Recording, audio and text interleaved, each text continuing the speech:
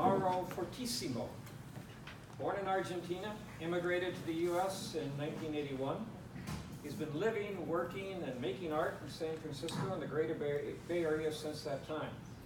Trained in classical piano, self-taught in painting and sculpting, he's worked in multiple media, including sheet metal, and most prominently, deconstructed piano assemblage. He also writes poetry and hosts a poetry and music salon at Specs Bar in North Beach, second Wednesday of each month. Mauro. Yes, thank you. My name is Mauro Ffortisimo. My parents were born in Italy, in Milan, and in Abruzzo in the south. So I consider myself Italian. It's an old Roman law, up to 2 generations. No matter where you were born, you still citizen of the empire. I was born in Argentina. Together with my friend and partner, musician and filmmaker Dean Mermel, we host these events in San Francisco in the Botanical Gardens, in the Golden Gate Park. It's called Flower Piano. It usually happens in the month of July. We install 12 grand pianos for 12 days. Anybody can come and play the instruments. And on the weekends we have about 60 players to entertain. So that's what we do. What else? So if you want to know more, you can go into Sunset Piano, the website of Flower Piano, the Botanical Garden. Next year we're going to celebrate our 5th year doing that. And if you'd like to know more about what I do, there's a documentary on Amazon Prime called 12 Pianos. I did an installation of 12 pianos from Pacifica to Santa Cruz a couple of years ago.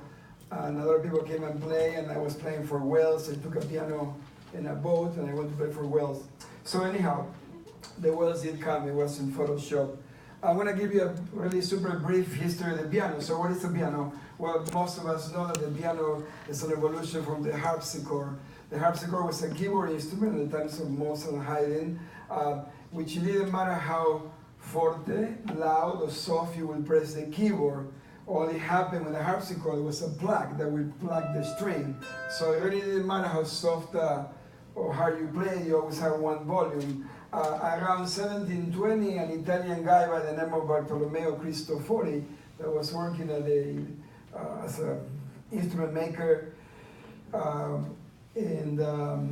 the Medici family we're in Italy somewhere, in Florence. So he basically not sort of invented he removed the plug and put a felt hammer on a felt piece on the hammer. So now there was no more plugging any longer. So if you would play basically loud, forte, the hammer would hit the strings and produce a loud sound. And if you play piano, pianissimo, it would be soft, it would be softer. So that was kind of his invention, and that's, the piano forte was invented. It took 20 or 30 years to get it going for the main reason that he couldn't figure how to make the hammer retrieve. So you play, and the hammer will hit the string and stay there until you lift your hands on the keyboard. 30 years on the road, a German guy by, what was his name, Gottlieb Silbermann, perfected that. It was called a quick release mechanism. So you press the keyboard, you go up 100 miles an hour. As soon as you play the note, the hammer comes back and allows you to play the next one. So that's the basic of how a piano functions. Of course, with the invention of the cast iron industry in England, early on when Beethoven was playing piano, the spins that hold the strings were into wood. So you couldn't pull the tension of the strings as much. Beethoven would play and the strings would play everywhere. With cast irons, we were able to have, steel on steel, and we could crank it to 440, which is how pianos are tuned now. The piano is the most sophisticated instrument in the Western culture, similar in tonal range to the Indian sarangi with 60 or 70 strings, or the African kora. However amazing the piano is, the very construction of the piano with its 12-tone keyboard, do, re, mi, fa, sol, la, si, to me it's limiting for what I hear today sound-wise. So what I done, I remove everything from a piano. The keyboard will be here, the action, which is called hammers, are here, is gone. So I call it piano liberado, as a liberated from the 12-tone scale. A hammer will hit 3 strings to make a note. So now suddenly in a 12-tone scale, scaler, we have 36 strings in which I can produce microtonalities and things in between, semitones. I use several tools. I use brass threads, brass hollow tubes, and the main ingredients is a fish line with a violin rosin that I powder and I put in my fingers so I could bore notes. With so much of talking, I'm just going to play a bit and see if you like it.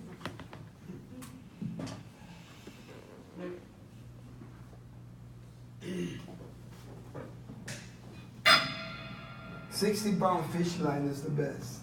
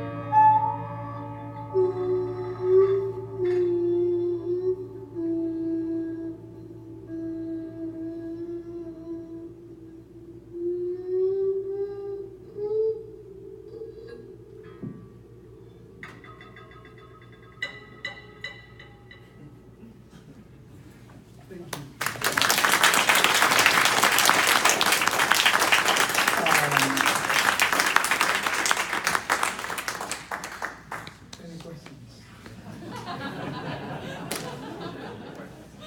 I will lower the volume.